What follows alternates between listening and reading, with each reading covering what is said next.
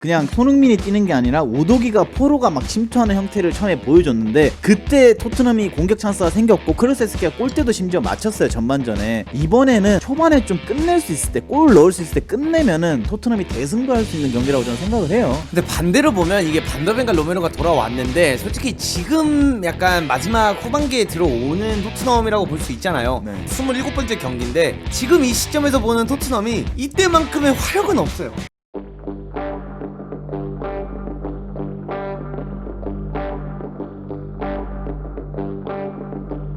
손흥민 선수 이제 이야기도 한번 해볼 건데, 이번 경기에서 이제 토트넘 대 아스톤빌라가 만나게 되죠. 지난 리그 11라운드 토트넘의 첼시전 이후 내리 3연패를 기록하게 된 아스톤빌라전 이후 토트넘은 맨시티, 웨스트햄 상대로도 승리를 거두지 못하면서 리그에서 5경기 동안 승리를 가져가지 못했던 결과가 있고요. 네. 이때 사실상 어떻게 보면은 좀 풀 멤버가 나오지 않았다라고 바라볼 수도 있는 게 에메르송이랑 이제 벤 데이비스가 둘이 센터백에 뛰었죠. 그래서 이제 둘이 센터백을 뛰다 보니까 아무래도 폼이 좋았던 아스톤빌라를 상대로 이기기가 어려웠었다라고 바라볼 수도 있고, 지금 같은 경우에는 로메로랑 반더벤이 돌아온 상태고, 그 다음에 뽀로도 잘하면 돌아올 수도 있다라는 얘기가 나오고 있고, 심지어 히샬리숑까지도 뭐 돌아올 수도 있다라는 이야기가 좀 나오고 있어서 사실 베스트 멤버로 나올 가능성이 높고요. 그쵸. 이때 지금과 멤버가 많이 다른 게, 이때 또 벤탄쿠르가 복귀전이었는데 이게 캐시라는 선수가 있어요. 여기 옐로 카드 한 장 있는데 캐시가 전반전에 벤탄쿠르 보내버렸습니다, 집으로. 아, 이때 벤탄쿠르가 심지어 경기력 좋았을 때. 예, 초반에 잘하고 있었는데,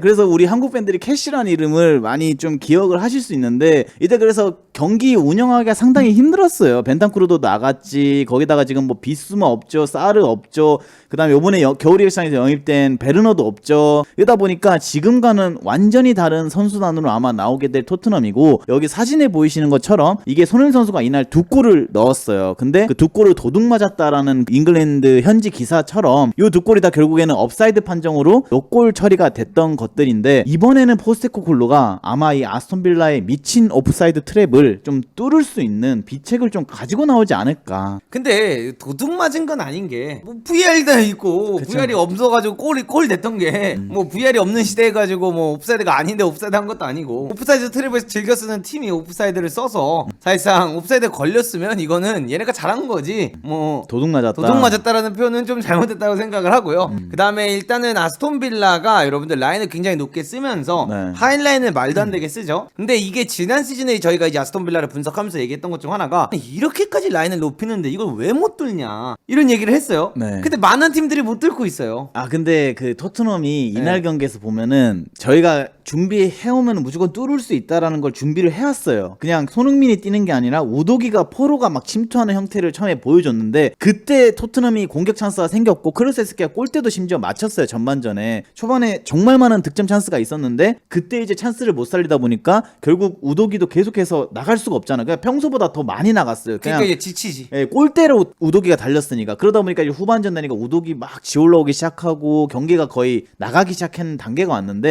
이번에는 초반에 좀 끝낼 수 있을 때, 골 넣을 수 있을 때 끝내면은 토트넘이 대승부할 수 있는 경기라고 저는 생각을 해요. 근데 반대로 보면 이게 반더벤과 로메로가 돌아왔는데 솔직히 지금 약간 마지막 후반기에 들어오는 토트넘이라고 볼 수 있잖아요. 네. 27번째 경기인데 지금 이 시점에서 보는 토트넘이 이때만큼의 화력은 없어요. 그냥 잔잔하죠. 경기 그러니까 보면은. 뭔가 경기를 봐도 90분 경기를 봐도 막 3골을 넣고 있고, 브렌트포드한테도 1대0으로 지고 있다가 3골 몰아넣으면서 결국 그 경기에서 막 3대2로 이기고 막 이렇게 됐지만, 경기력적인 부분에서 봤을 때 토트넘이 박진감이 좀 떨어졌어요. 아, 많이 떨어져요. 뭔가 이런 플레이적인 거라든가 뭐 포로가 없고 우도기가 없고 막 이런 거가 관여가 될 수 있겠지만, 어쨌든 간에 조금 공격력적인 부분에 있어서 역동성이 조금 떨어졌다라고 해야 되나? 좀 이렇게 바라볼 수도 있는 것 같은데, 상대가 어쨌든 간에 하이라인을 가져 나오기 때문에 하이라인을 가져왔을 때 손톱이 나온다 라고 하면은 정말 좋은 스루 패스만 몇 개 들어온다면 손흥민 선수가 득점할 수 있는 찬스 자체는 무척이나 많아질 수 있다 라고 네. 볼 수 있지만, 네. 아스톤빌라 홈이에요. 저는 반대로 쏜톱 나오면은 손흥민 선수가 득점할 확률이 많이 떨어질 것 같아요. 왜요?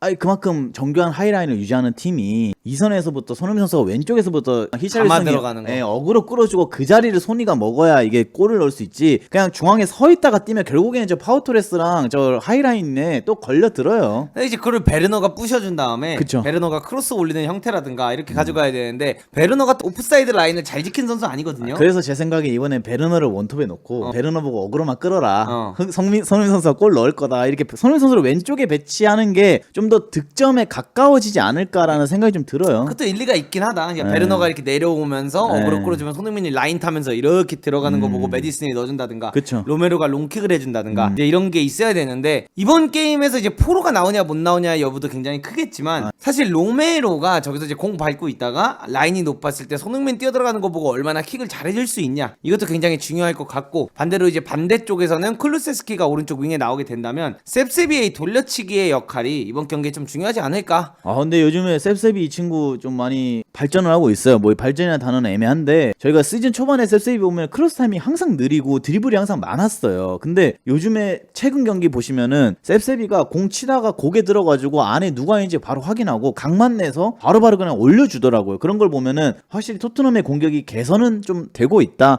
근데 지금 토트넘의 공격이 좀 답답한 거는 계속해서 하던 플레이를 이어오는 것도 있는데 히샬리송이 복귀하면 전 좀 해결이 될 것 같다는 생각이 들어요. 결국에는 베르너 자리에 손흥민 선수가 먼저 들어와서 돌려치기도 해주고 사이드에서 좀 돌파가 나오기 시작한다면은 충분히 토트넘이 또 공격이 좀 살아나지 않을까. 하여튼 이제 그것도 말씀드리고 싶고요. 이제 6점짜리 경기예요. 이게 뭐 어떤 분이 저번에 댓글에 이게 왜 6점짜리냐고 하시는데 지금 보시면 토트넘이 경기 숫자가 하나가 적어요. 왜냐하면은 그 EFL 컵 결승전 때문에 첼시와의 경기가 연기가 됐거든요. 그래서 저는 충분히 토트넘이 첼시 상대로 못 이길 거라는 생각은 안 해요. 토트넘이 첼시도 잡는다고 생각하고 만약에 이번 경기에서 아스톤 빌라를 잡는다라고 하면은 다시 한번 4위권 경쟁에 좀 불을 지필 수 있지 않을까. 근데 항상 불만 지펴요. 저는 여러분들한테 말씀드리지만 제가 북런던 팬이잖아요. 네. 맞잖아요. 네, 아스날 팬이죠. 아스날 팬이기도 하고 토트넘 팬이기도 해요. 전 런던 두 팀을 사랑합니다. 이례적인 변종이에요. 근데 안 돼요, 그냥. 그러니까 4위 못 해요, 이번 시즌. 이게 여러분들의 희망을 깨는 게 아니라 4위를 하기가 냉정히 너무 어려운 게 아스톤 빌라한테 이겼다고 칩시다. 네. 한 경기가 남았죠. 첼시. 근데 첼시 경기가 마지막으로 밀렸어요. 근데 첼시가 성적이 안 나도 참 여기 순위표도 없잖아요. 근데 첼시가 참 신기한 게 이 빅클럽들과 경기를 하잖아요. 잘해요. 경기력이 좋아요. 맨시티 상대로도 잘 싸우고 맨시티 상대로, 리버풀 상대로, 아스날 상대로, 아스톤 빌라 상대로, 토트넘 상대로, 맨유 상대로 이런 팀들 상대로는 경기력이 좋아서 무승부까지도 만들어내는 팀이기 때문에 사실 저는 이게 오히려 마지막으로 밀린 게 더 안 좋아졌다라고 생각을 해요.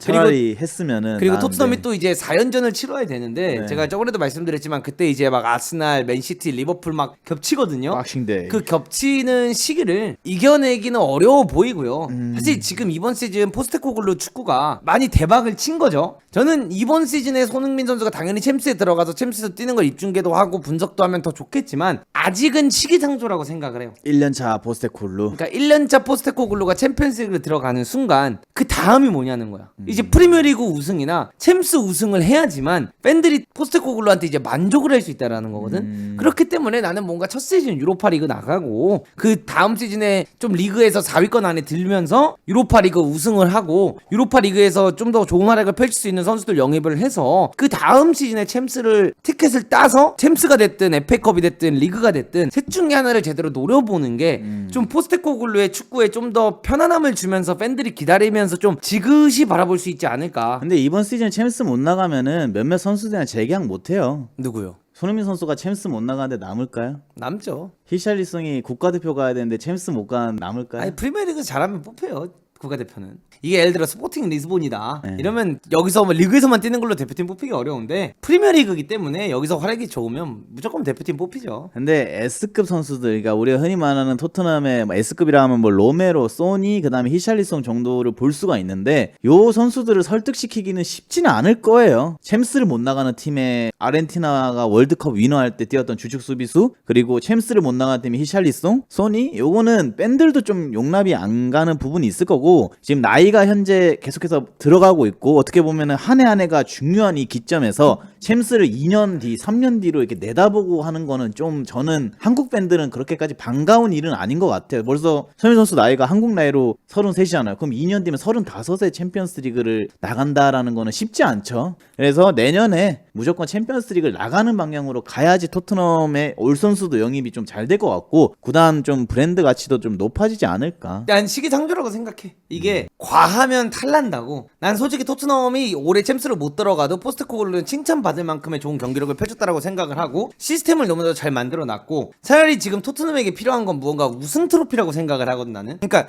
이게 우승 DNA가 생겨야 돼. 그러니까 막 챔스를 나가면 뭐해. 맨날 떨어지는데 나가서. 아스날도 똑같아. 그러니까 지금 아스날 아스날도 챔스 지금 뭐 16강 집중할 게 아니야. 아스날도 그냥 리그에만 집중을 해서 진짜 1위로 끝낼 수 있는 어떠한 방도를 생각해야지 막 챔스 집중하고 막 이러면 안 되는 시기라고 생각해. 우승을 일단 뭔가 하나 해야 돼. 근데 그러기 딱 좋은 게 나는 토트넘의 유로파리그 딱 우승하면은 더 좋은 선수들이 올 수 있고, 그러니까 손흥민 선수가 포스테코글루 축구에 영광을 누릴까라고 봤을 때 난 아니라고 봐. 포스테코글루의 축구를 만들어주는 일원인 거지. 그러니까 리더인 거지. 결국 그 빛을 손흥민 선수가 볼 때는 추후가 돼야지. 당장은 난 아니라고 생각을 하는 거야. 만약에 챔스 나갔어. 내년에 오히려 프리미어리그 성적 자체가 난 보장이 안 된다고 생각해. 그쵸. 뭐 왜냐면 로테이션 돌리기도 어렵고 그렇다고 해서 토트넘이 뭐 파격적이게 S급 선수들을 데려오냐? 절대 아니죠. 그리고 솔직히 토트넘의 S급은 손흥민밖에 없어요. 로메로가 아무리 월드컵 민호고 히샬리숑이 뭐 브라질 국대라고 해도 그 둘은 로메로는 A 풀이고 히샬리숑은 그냥 A고 손흥민만 S지. 사실 S급 선수가 없고 애초에 토트넘이 영입하는 걸 보면 S급을 못 데려와요. 안 데려와요. 왜냐? 주급 상태를 보면 아시겠지만 손흥민 선수가 맨체스터 선수들보다 돈을 다 적게 받아요. 아 그리고 손흥민 선수는 토트넘에서도 주급 1등이 아니에요 아직도. 누가 1등이죠? 은돈벨레가 1등이에요. 아니 여러분 소니는 아직도 토트넘에서 가장 많은 연봉을 수령을 못해요. 토트넘에 있지도 않는 선수가 지금 주급 체계를 다 망가뜨려 놨어요. 그건 좀 충격적이에요.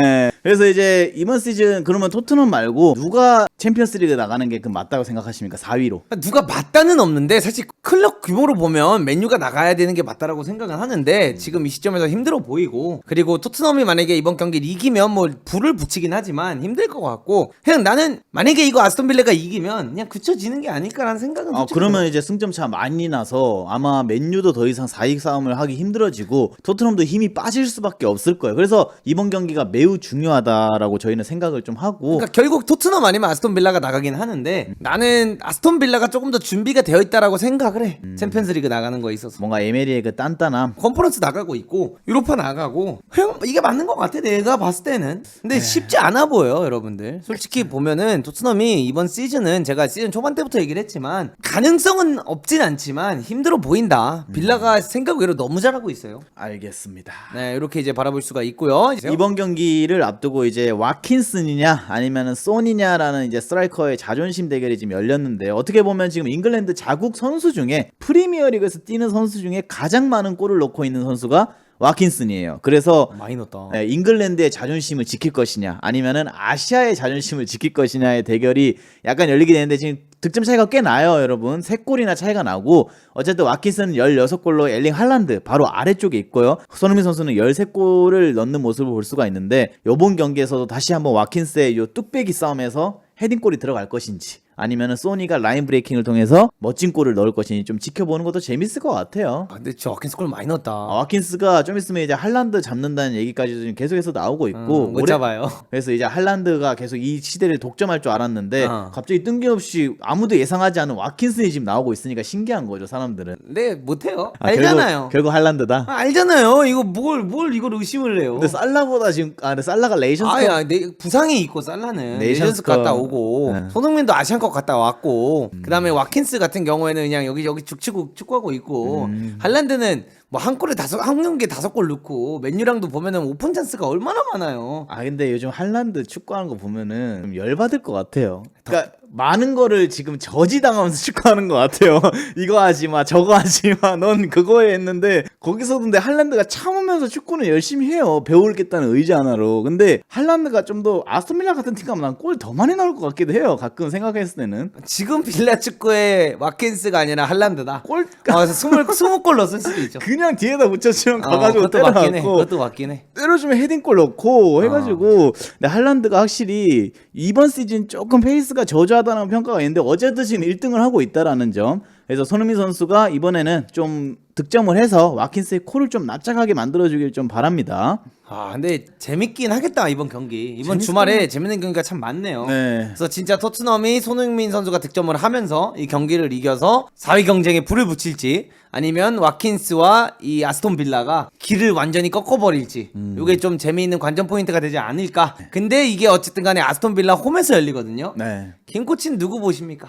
솔직하게 얘기하세요. 댓글창에 또 눈깔이 돌아가지 마시고. 아니 평론을 해야지. 아 근데 저는 토트넘이 이길 것 같아요. 이유는요? 아이 솔직히 지금 멤버를 보세요. 이 멤버라면은 만약에 네. 포스코 골로 안 했으면 저 중앙수비 라인이면은 잘 해낼 수 있었겠어요. 더 많은 골을 먹었어도 이상할 게 없는 라인업이에요. 근데 이제 돌아왔잖아요. 모든 선수 중에 제일 중요한 중앙수비 듀오가 돌아왔기 때문에 와킨슨이 그렇게 쉽게 골 못 넣을 거예요. 그래서 토트넘 승리 예상합니다. 토트넘 네. 승리. 누구 승리 예상하십니까? 전 무승부 봅니다. 아, 알겠습니다. 무승부. 네, 좀 난타전 무승부. 골이 많이 나오는 아, 무승부. 뭐 2대2 뭐 이 정도? 좀 피 튀기는 무승부가 나오지 않을까? 근데 빌라가 선제골 넣으면 짠물 수비 들어갈 텐데. 그니까 짠무수비 하다가도 포스텍 네. 축구 보면 알잖아요. 아. 카운터택 하나 잘 걸리면 골 넣는 게 포스텍 축구기도 하기 때문에 저는 약간 이렇게 되지 않을까? 알겠습니다.